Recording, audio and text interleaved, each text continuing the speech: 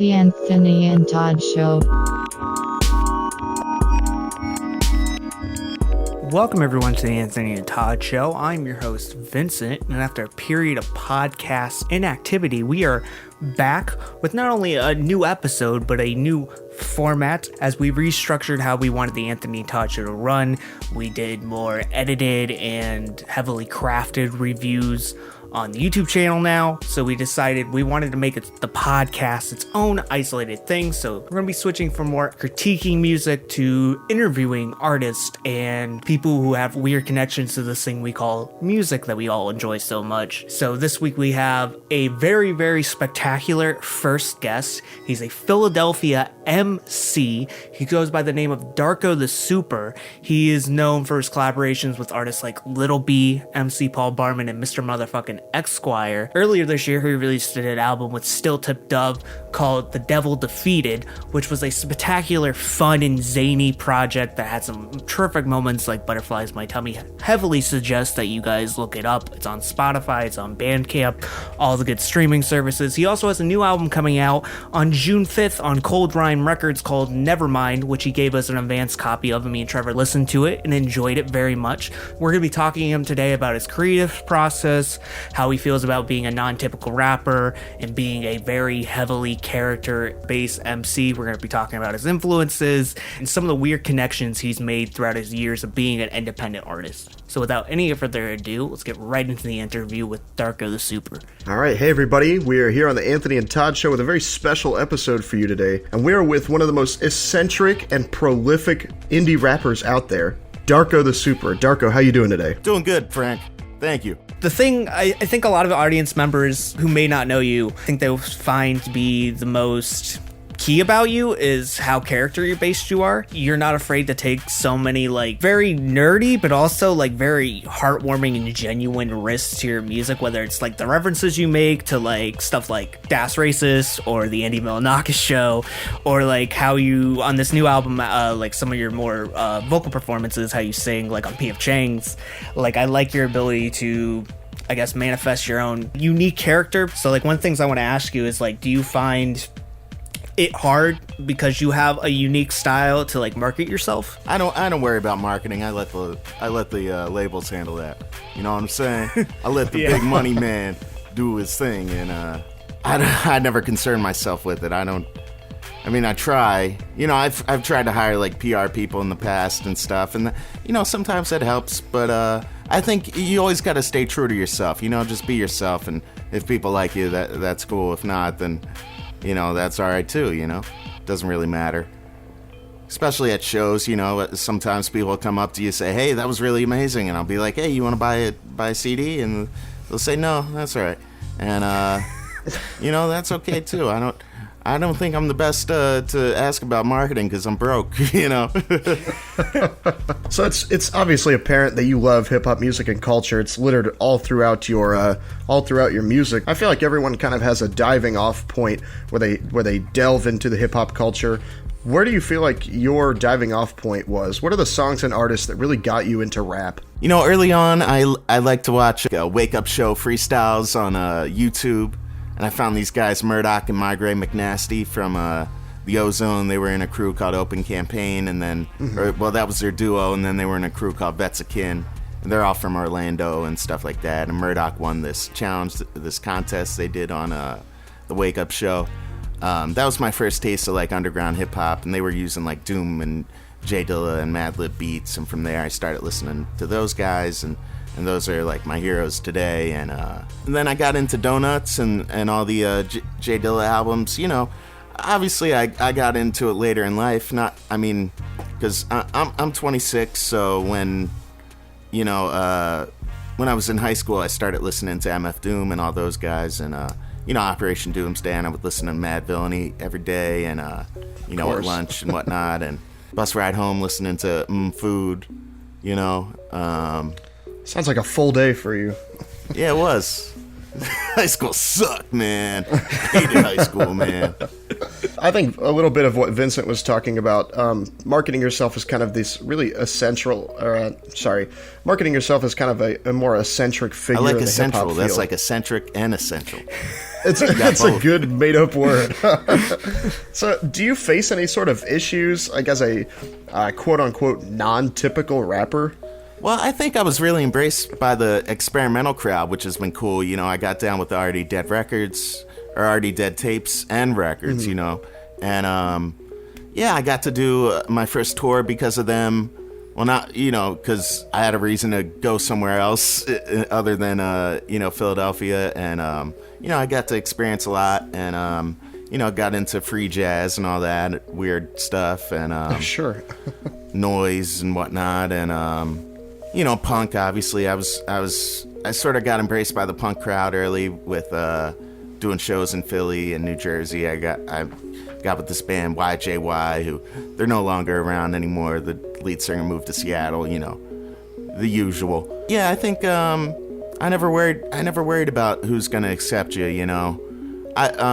You just do what you want to do, and whatever happens, you know. There's no really method behind anything, you know. If I see a lot of those not much anymore, but I used to always get those ads on social media. It's like, hey, we know how to make you famous, guy. Here's our 12-step program. You give me $100, I'll send you my PDF file of how to be rich, you know, in the music industry. And I think that's all bogus. And I think you know, hip hop people like me, but I think I'm embraced by a lot of different genres, which is good, you know. The avant-garde scene, avant-garde people like me, you know, the weirdos, you know, a bunch of nerds. But that's cool. I prefer that. We saw on a couple of your last records you've worked with, you know, bigger names like Esquire and MC Paul Barman. Can you tell us about that a little bit? I met Esquire some years back. I forget how. Probably Twitter, you know, that's how you meet a lot of, you know, I sent him some beats and he's like, hey, you're my producer now, man. He said, I remember him emailing me that. I sent him some beats. He's like, yo, you're my producer. You know, I was like, all right. He came out to Philly to do a show with me one time.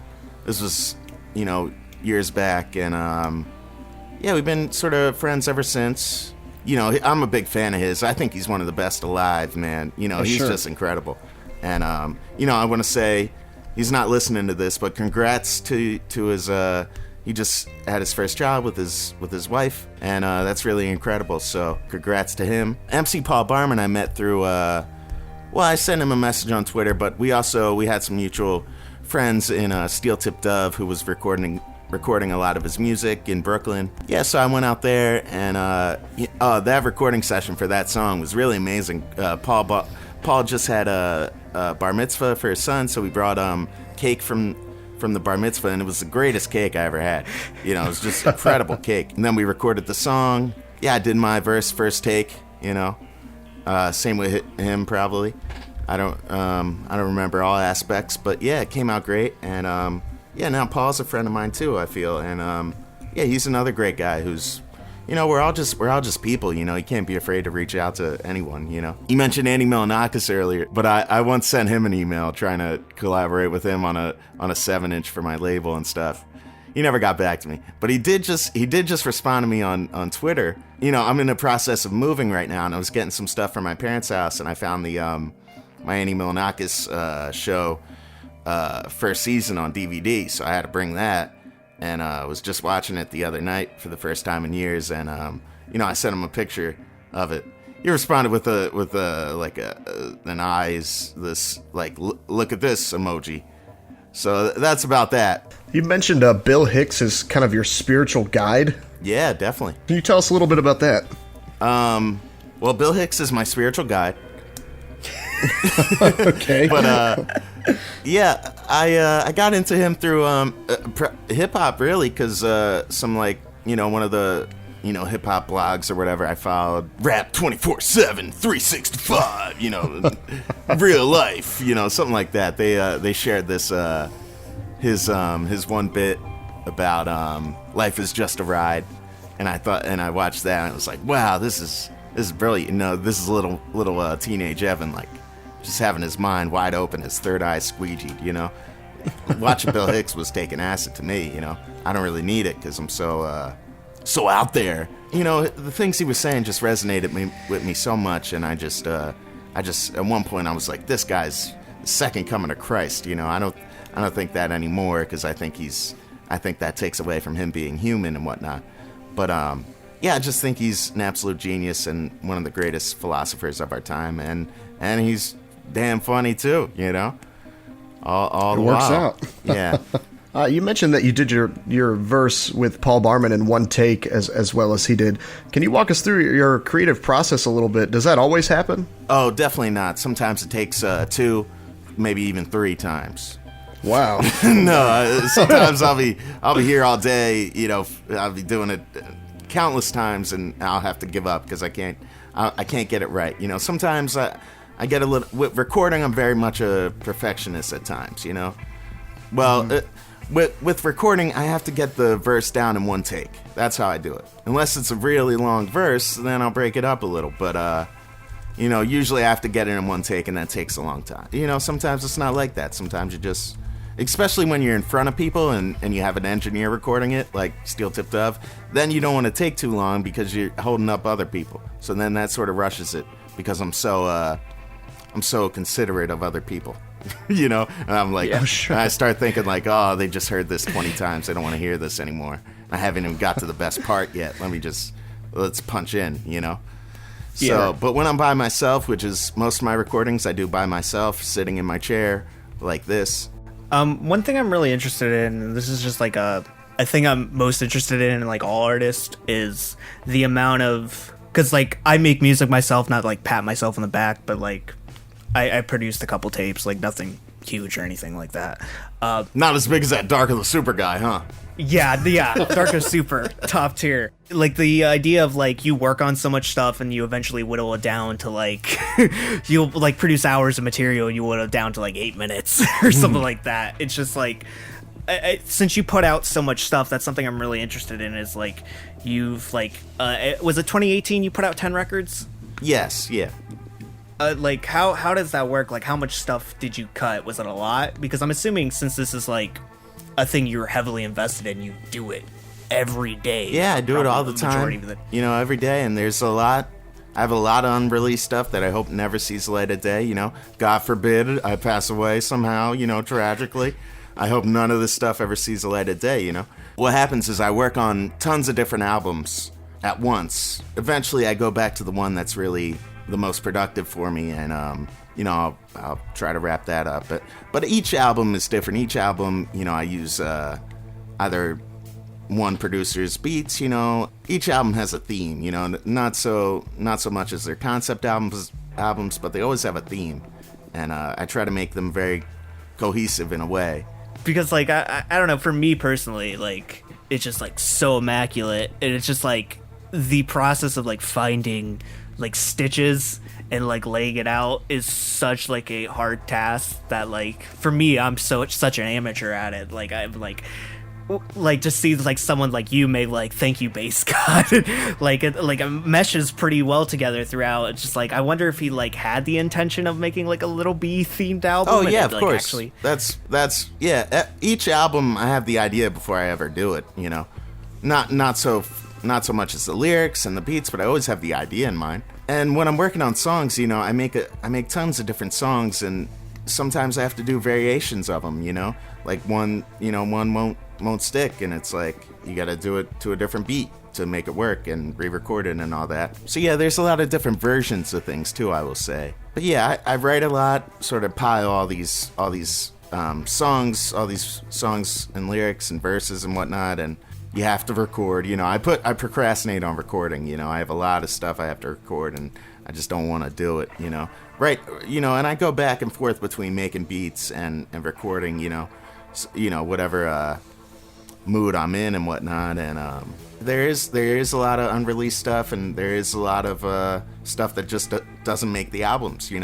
I'll tell you one story. I tried to cover Little Girls by Oingo Boingo for The Devil Defeated, and Steel Tip Dove did not like that one, neither did my girlfriend, so that song's never coming out. I tried to rewrite it like what else do I love?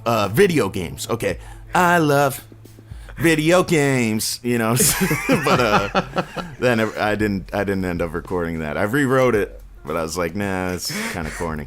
So you mentioned you obviously love video games. Do you feel like that plays into your music at all? Yeah, it does, actually. I think I got my name from a video game of sorts. You know, Gears of War, the very first Gears of War commercial, they played Mad World, and that got me to, like, looking up Mad World and watching Donnie Darko.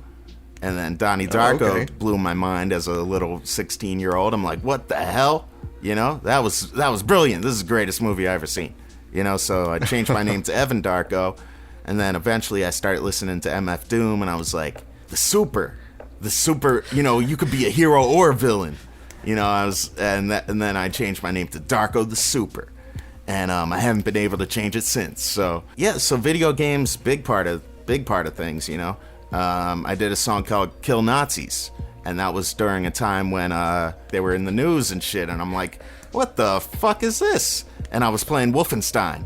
The New Order, and then Wolfenstein, whatever the second one was called, and then the Old Blood, you know, because it was the greatest game I ever played, man. Wolfenstein 2, by far the greatest story in video game history, right next to BioShock Infinite, if you ask me. So yeah, I was playing that, and I'm like, kill Nazis, motherfucker, kill Nazis. I'm playing Wolfenstein like it's real life, you know, because I'll tell you, the group of people I hate most out of anyone in the history of time, it's Nazis. Then it's police. But number one, Nazis. Some good groups. No, bad groups, man. Bad groups. Oh, okay, yeah. Bad groups. Good picks, bad groups. To hate, Strike that out. Yes. Did you? There's this new show on. Just a little plug. Maybe they'll send me some cash. There's this new show on Amazon. You know, fuck Jeff Bezos, though. America's first trillionaire. Are you kidding me? Let's kill that guy. But I will say Amazon has some very great TV watching, and that will be Hunters on Amazon. Oh my God, it was incredible. And that twist at the end, wow. Wowzers. Wowie zowie, mama pajama, holy cannoli, didn't see that one coming. Yeah, I will say I love anything that, you know, is taking down Nazis. So when I saw that, I was very enthused. You know, one day I would like to kill a Nazi, you know? But we all have dreams. That's a good goal to have. We'll see what happens. Hopefully I don't have to. Hopefully it doesn't come to that. Hopefully Al Pacino and his group of gang will do it for me. Or you could just kill a Nazi with your rhymes. No, that doesn't kill a Nazi with my rhymes. That's some 90s shit right there, man. Murderous. Let's talk about your record label a little bit. You Don't Deserve This Beautiful Art. Where did that come from? Well, the name comes from Kool AD. He did a drawing, or you know, his art pieces that he sells for $100 on Instagram. One was called "You Don't Deserve This Beautiful Art," and I was like, "That's an incredible name." You know, he had the best names. It was like, there were some other really great ones, and he doesn't name them as much anymore, but he used to, and it was really cool. I saw that one. I was like, man, I got to do something with that. You know, I got to steal that for something. So I thought of doing a record label. I thought, like, with a record label, you could reach out to all your favorite artists, and, you know, some of them will get back to you, and you could work with them without having to, like, pay for a verse. You know, you could work with them in a different way, and, like, sure, and become close with these people and build friendships to then exploit later on. No, I'm just kidding. Yeah, so that's where that came from. At least the title. You know, obviously it's evolved, and I brought some friends on board. You know, my buddy Steel Tip Dove does like the mastering, and he's put out a bunch of stuff with the label that he can put out whatever he wants. You know, and then my buddy Harvey Cliff does the artwork, and he's really incredible too. And we came up with this terrible idea for a Kickstarter that failed miserably. You know, so it's been a lot of fun, you know. Really, it has. I've gotten to work with Serengeti and Tone Tank and Big Baby Gandhi and Migraine McNasty, who I mentioned earlier. He was our first, like, cassette release. And, wow. I've been able to help a lot of my friends out. Torito and Static Brothers and all these Philly guys like E. Grizzly, who I've been doing shows with for years. And they come to me with their new album. And, you know, people I've met through Already Dead Tapes, like Molly Pizza, you know, this new wave band. They were I've done a couple performances with them now. You know, just a lot of bands that I really love, and it's been great to work with everybody, and even bigger things are coming. So it's it's been great.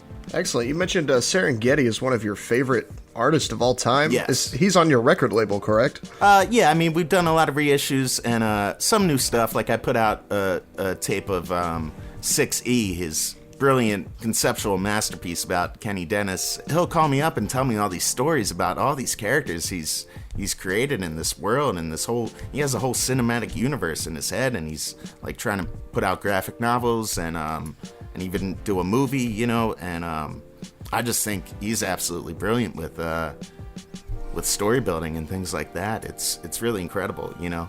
And the story of 6E is, I mean, I'll let him explain it because you could go to his Instagram live or whatever, and he'll talk about it forever. So I'll let him do it. But it's really, really amazing to me. And yeah, Gasoline Rainbows is probably my favorite album of his, and that's the next one we're reissuing on cassette on June 5th. So We'll get right back to the interview in just a second. We just wanted to take a minute to tell you guys that you can support Anthony and Todd on Patreon at patreon.com/The Anthony and Todd Show. We got some new reward tiers added onto our Patreon. For $1 a month, you can request a song to be reviewed by one of the three of us.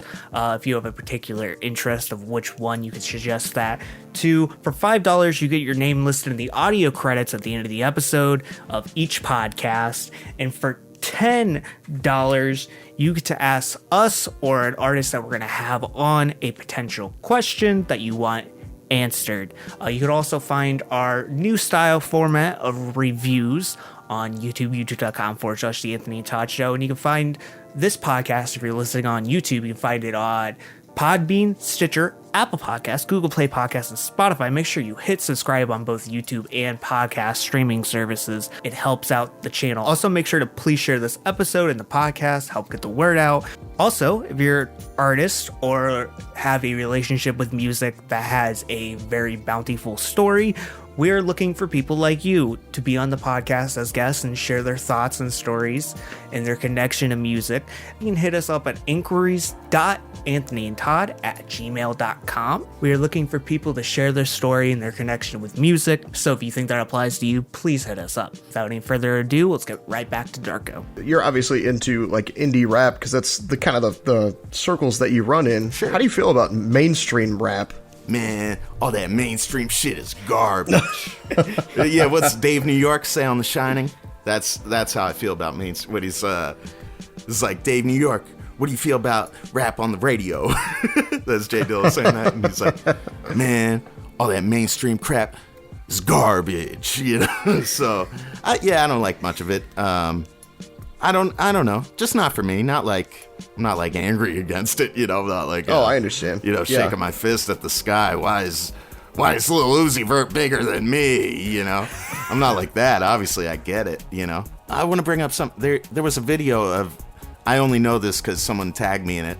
Like, there's a video of Lil Uzi Vert rapping with a fan at a gas station, and I was wondering, like, why is he doing? He's like dancing in a way while he's rapping. The way he's like, and I seen that in a lot of, like, you know, sort of trap music like videos and stuff in a way. I don't know. I thought it was fascinating though. It was kind of cool.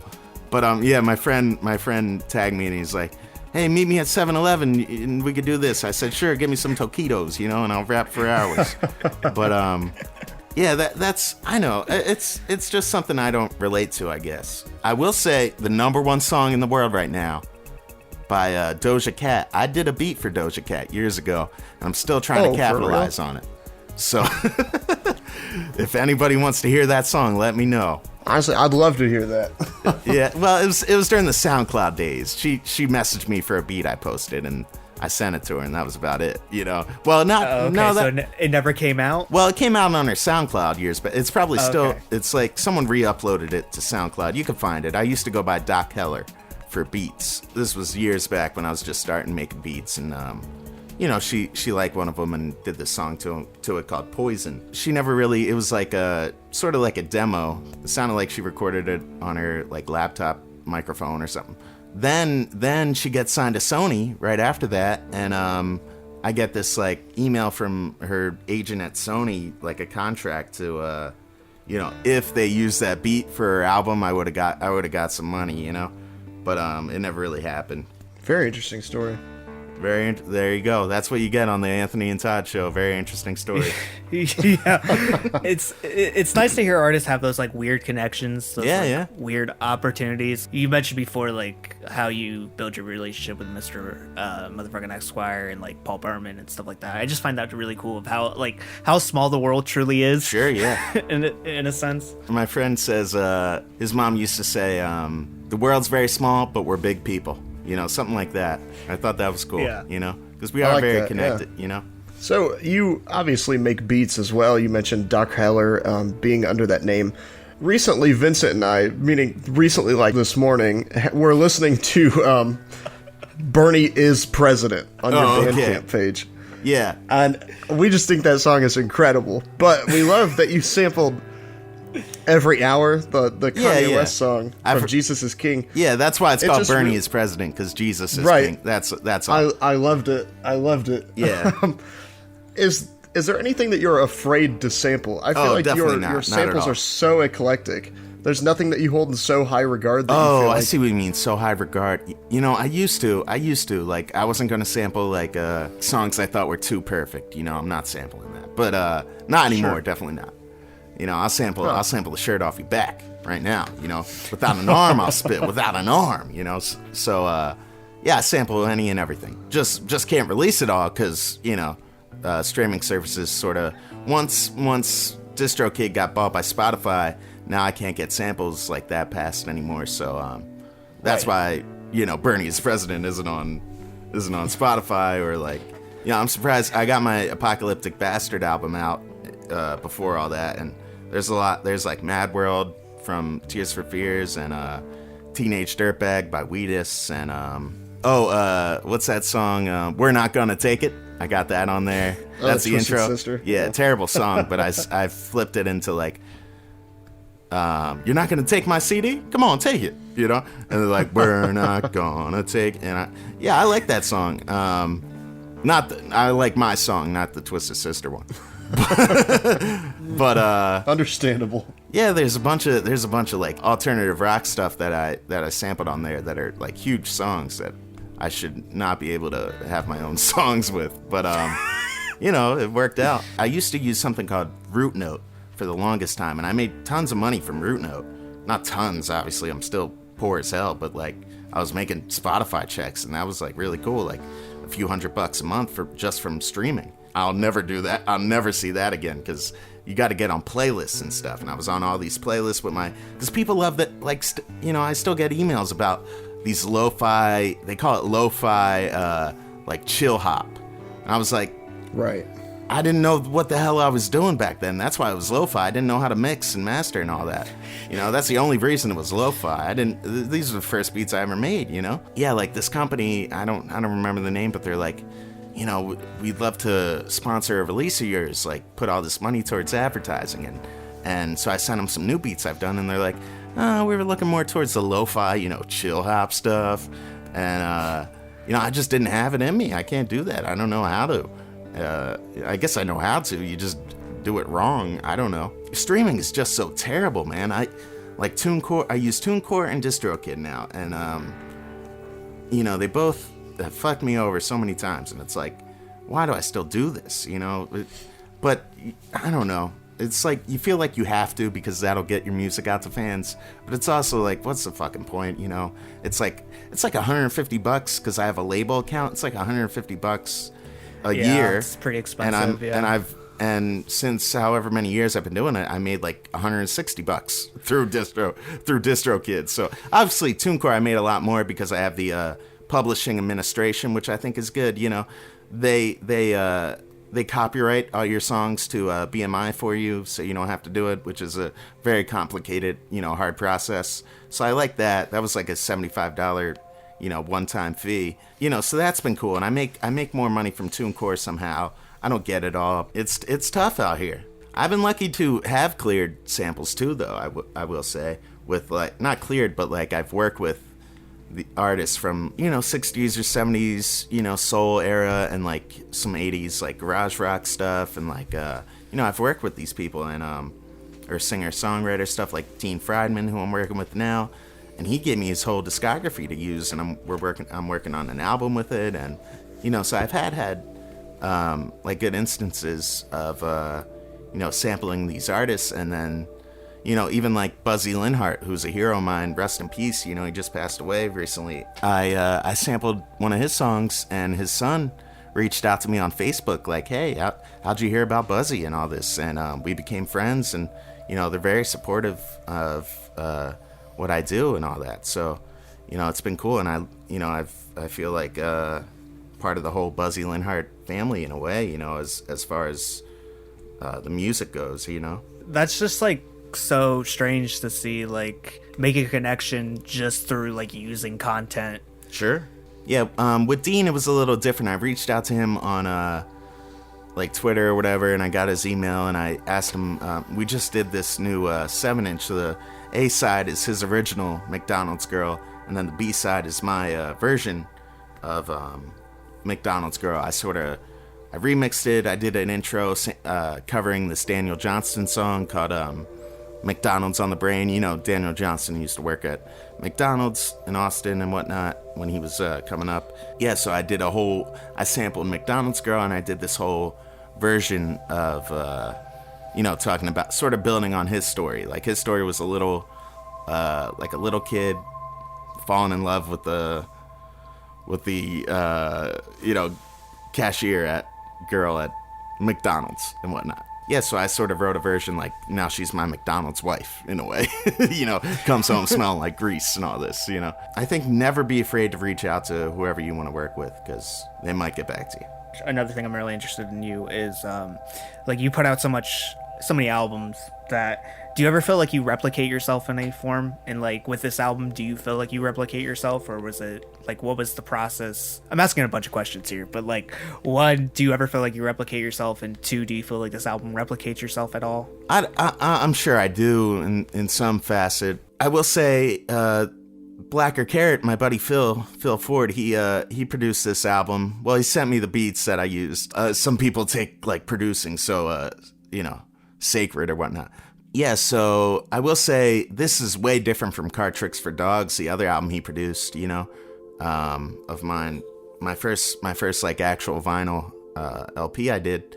I feel like this is way different. I got my buddy Hot Talent Buffet doing all the skits. My buddy Salvador, he's he's this great comedian out in Detroit who I just love.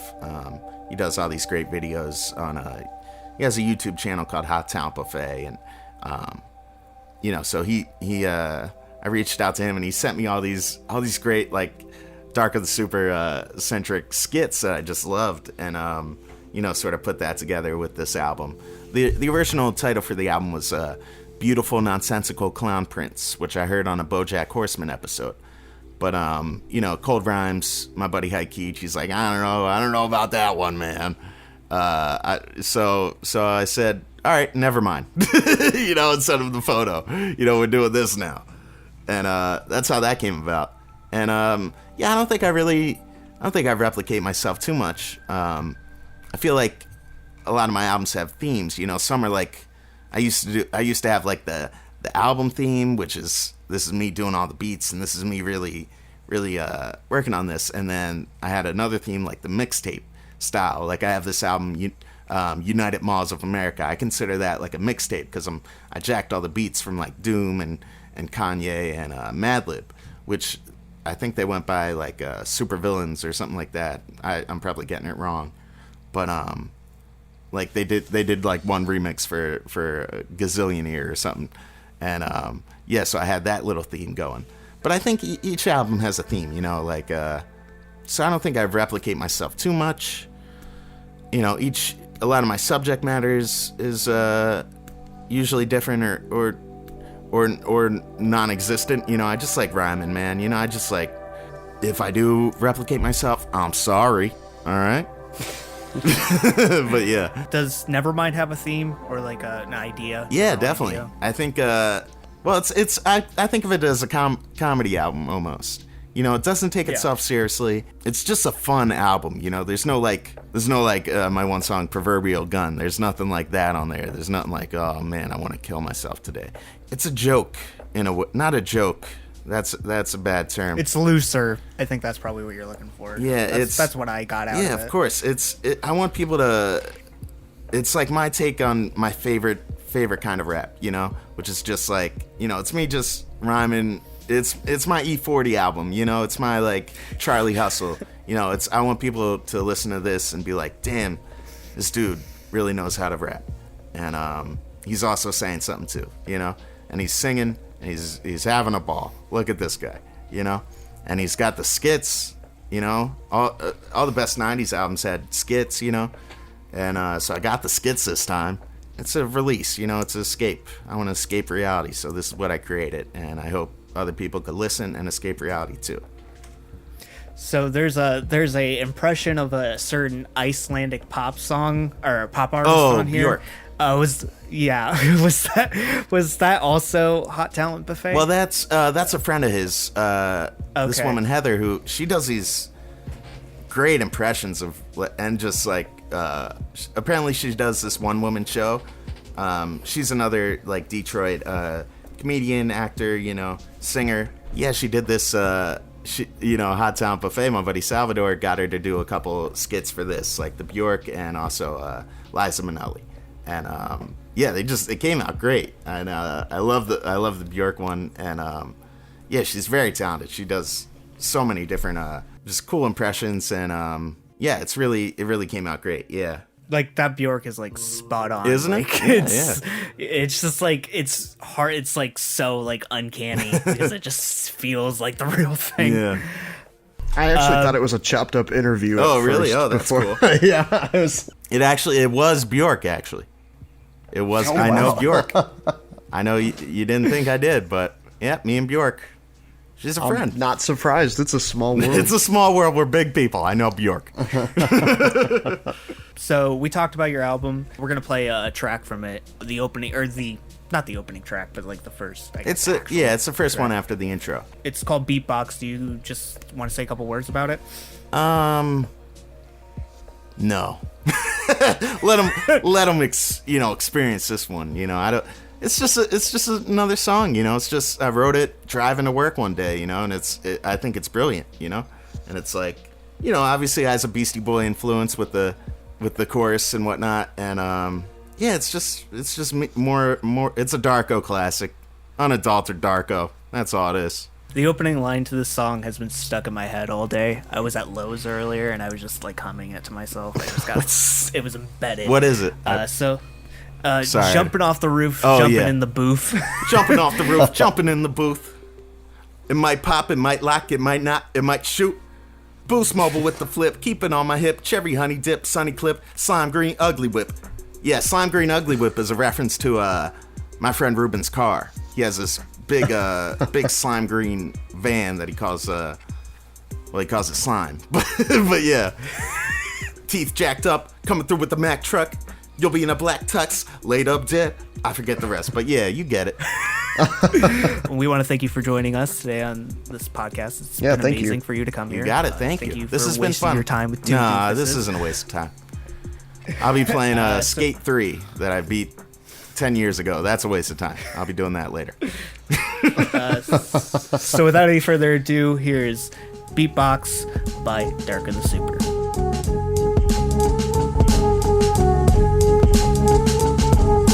Jumping off the roof, jumping in the booth. It might pop, it might lock, it might not, it might shoot. Boost mobile with the flip, keeping on my hip. Cherry honey dip, money clip, slime green ugly whip. Teeth jacked up, coming through with the Mack truck. You'll be in a black tux, laid up dead. I wanna paint the town red. Holding my head and there's no one to fix it. Midgets with the chips and dip, I never fidget. Double digit, bust a biscuit, optimistic, watch me dolly dick it. Scientific with my mind specific, rhymes is mystic. Iron twisted with the Superman boss, golden voice like Luther Vandross. I sound nice cause I have to. I won't hesitate to blast you if it's past due. My rap proves cashews, tap you on the shoulder. Money folder. You turning white like Sammy Sosa. See me in the candy rover, all from selling Coca-Cola cherry vanilla. Last I heard she married a fella working at the Mickey D's. Glad you got sick of me. Victory is imminent. Writing in my tenement. Asked her by the door to get rid of the evidence. Sometimes Sometimes you wanna go where they know your name, and they're glad you came. I got the unique flow and a big old brain. Strictly handheld is the style I rock, and I never leave home without my beatbox. I bury lanes and Mary games, Mary Jane, serotonin, sharing names, wearing chains, playing blame, switching lanes, pimping dames, YMCA with the pickup games. I lifted a whole bus once, came to take your trust funds, invest in my record label, motel with the bed bugs, but at least we got cable. Served you in front of your love girl Mabel. Mabel's so pretty. Mabel goes to college in New York City. Mabel takes me to museums and out for cheesecakes. Meanwhile, you calling in for the $50 rebate. Everybody loves free things. Freedom's been around since tree rings. All you need is money and status, bumper stickers and magnets. I'm voting for Bernie Sanders just like you should. I'm trying to do good and donate. Your favorite rapper raps about hoe cakes and how to procreate. Maybe even cook crack. And if not cook, then definitely how to sell that. Not that there's anything wrong with that. Don't look over there. Pretend we ain't even noticed. Control the krill like locusts. Focus on the pendulum and how it comes in waves. Don't sweat it. Someday we'll make a way. Break away from the norm and conformity. Ain't no spokesman, you know it's me. Sometimes you wanna go where they know your name, and they're glad you came. I got the unique flow and a big old brain. Strictly handheld, it's the style I rock, and I never leave home without my beatbox. Yo, this be dedicated to the motherfucking juggalos that been down since motherfucking day one. You know what I'm saying? This your boy motherfucking Freshman. Carry that motherfucking juggalo twisted ass shit. That's right, we here with my boy Darko the Super. And we getting schizo in the nugget, yo. About to put a hatchet in the forehead of Richard Boy punks and redneck scumbags. So yo, turn that motherfucking beat up. Let's drop that shit, get some fago, and we getting stupid, motherfucker. The Anthony and Todd Show. This has been the Anthony and Todd Show. This week's episode was hosted by Vincent Thomas Short and Trevor Abley, and guest starred Darko the Super, who has a new album coming out June 5th called Nevermind. You can also find him on Twitter and Instagram at Darko the Super. This week's episode was edited by Vincent Thomas Short. If you want to be an executive producer of this podcast, you can go down to our Patreon at patreon.com/The Anthony and Todd Show and donate $5 a month. That way your name will get said aloud in these marvelous audio credits for each episode we do. And if you don't want to help chip in financially, you can help spread the word of the Anthony and Todd Show by subscribing to us both on YouTube and any podcast service, and also sharing the show with your friends and family. Anything helps. We want to thank you for listening, and until next time, guys, goodbye.